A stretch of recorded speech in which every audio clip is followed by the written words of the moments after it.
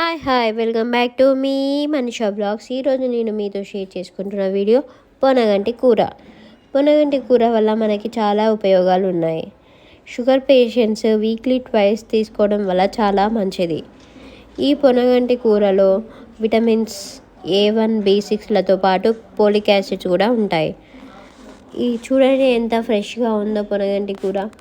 ఈ పొనగంటి కూరలో magnesium, potassium, calcium, iron అన్నీ ఉంటాయి. ఈ పొనగంటి కూరని ఇలా వాటర్లో వేసుకొని సాల్ట్ వేసుకొని మంచిగా నీట్గా క్లీన్ చేసుకోవాలి.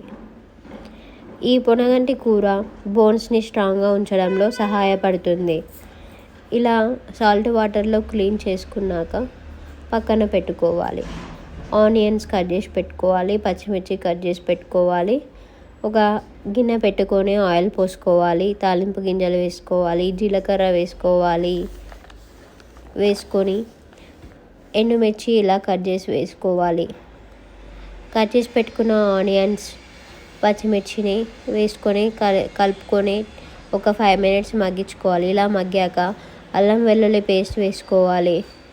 అల్లం వెల్లుల్లి పేస్ట్ వేసుకొని కలుపుకొని ఒక 5 minutes మళ్ళీ మగ్గించుకోవాలి. మూత పెట్టుకొని మగ్గించుకోవాలి. కొంచెం మగ్గాక కొంచెం పసుపు వేసుకోవాలి. పసుపు వేసుకొని కలుపుకోవాలి. అలా కలుపుకొని ఒక 5 minutes మళ్ళీ మూత పెట్టుకొని మగ్గించుకోవాలి. ఈ పొనగంటి కూర వలన మన కంటి చూపుకి చాలా మంచిది. మన కంటి చూపుని మెరుగుపరుస్తుంది. ఇలా కలుపుకున్నాక మగ్గాక మనం నీట్గా క్లీన్ చేసి పెట్టుకున్న పొనగంటి కూరను అందులో వేసుకోవాలి. ఈ పొనగంటి కూర తినడం వల్ల గ్యాస్ ట్రబుల్స్ వంటి ప్రాబ్లమ్స్ రావు. మనకి చాలా మంచిది హెల్త్కి. మీరు కూడా ట్రై చేయండి, తినండి. దీనివల్ల చాలా యూజెస్ ఉన్నాయి మనకి. ఈ పొనగంటి కూరని ఇలా వేసుకొని కలుపుకొని ఈ పొనగంటి కూర కొంచెం మగ్గడానికి చాలా టైం పడుతుంది. ఒక 10 minutes 15 minutes మూత పెట్టుకొని మగ్గించుకోవాలి. ఇలా మంచిగా కలుపుకొని. ఈ పొనగంటి కూర బ్లడ్లో ఉన్న షుగర్ లెవెల్స్ని తగ్గిస్తుంది అండ్ బ్లడ్లో ఉన్న కొలెస్ట్రాల్ని కూడా తగ్గిస్తుంది. ఈ పొనగంటి కూర ఐ రిలేటెడ్ ప్రాబ్లమ్స్ అన్నిటిని తగ్గిస్తుంది. చాలా మంచిది. ఇలా మూత పెట్టుకొని ఒక 10 to 15 minutes మగ్గించుకోవాలి. ఇలా మగ్గించుకున్నాక దీంట్లో సాల్ట్ వేసుకొని కలుపుకోవాలి. 100 grams ఆఫ్ పొనగంటి కూరలో 3000 milligrams ఆఫ్ విటమిన్ A ఉంటుంది.